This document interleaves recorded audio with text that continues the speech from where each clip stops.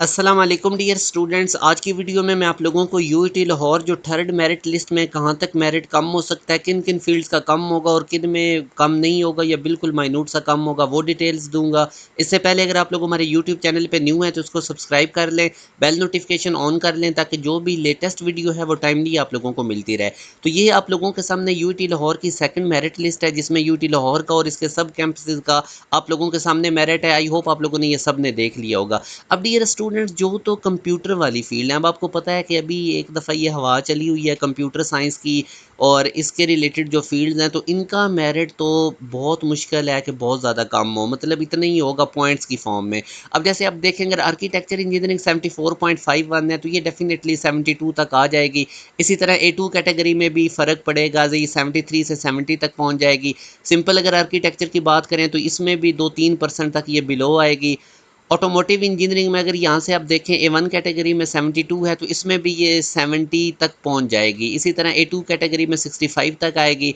तो अगर मैं आपको इन शॉर्ट बताऊँ तो आपको तकरीबन हर फील्ड में 2% तक का, कुछ में 3% तक का भी आपको डिक्रीज़ नज़र आएगा। जिस तरह ये केमिकल इंजीनियरिंग है या इसी तरह कुछ और engineering, city and regional planning होगी। सिविल में कोई इतना ज़्यादा मेरिट कम नहीं है कि अगर ये 74 A1 कैटेगरी का है तो ये 73.36 तक रहेगा।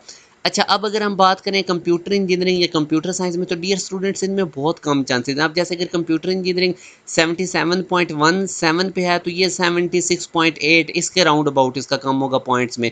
इसी तरह जो कंप्यूटर साइंस A1 कैटेगरी की अगर आप देखते हैं तो इसमें भी आपको बहुत कम माइन्यूट सा फ़र्क 81 तक आ जाएगा, 81.1 या इस तरह करके। तो बाकी जो फील्ड्स हैं उनमें डेफिनेटली कमी होगी। तो बहरहाल आप बेस्ट की उम्मीद रखें।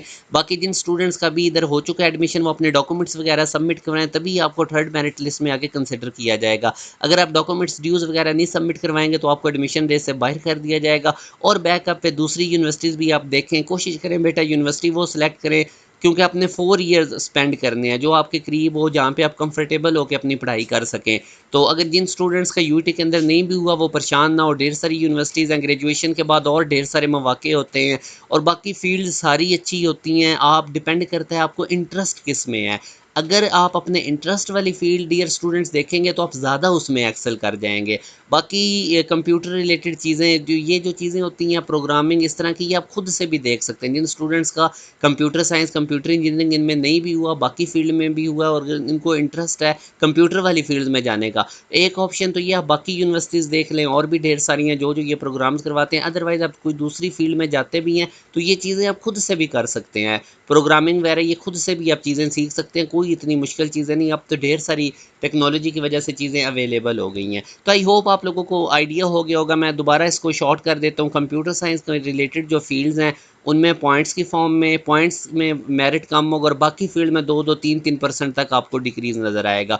अभी और भी मेरिट लिस्ट लगेंगी, होपफुली लास्ट मेरिट लिस्ट तक काफ़ी मेरिट नीचे आ जाएगा। अपना ख्याल रखिएगा। और दूसरे इंपॉर्टेंट अनाउंसमेंट ये है कि जो स्टूडेंट्स भी टॉप 10 यूनिवर्सिटीज़ के एंट्री टेस्ट की प्रिपरेशन करना चाहते हैं तो 2025 के लिए हमारा फर्स्ट बैच 10 अगस्त से स्टार्ट हो रहा है। तो जो स्टूडेंट्स भी सेकंड ईयर में हैं या गैप ईयर लेने जा रहे हैं या वो स्टूडेंट जो आपके जूनियर्स वगैरह हैं उनको आप लोग बता सकते हैं। इस दिए गए कॉन्टैक्ट नंबर पर व्हाट्सएप करके आप हमारे बैच की तमाम डिटेल्स ले सकते हैं। अपना ख्याल रखिएगा, दुआ में याद रखिएगा। अल्लाह हाफिज़।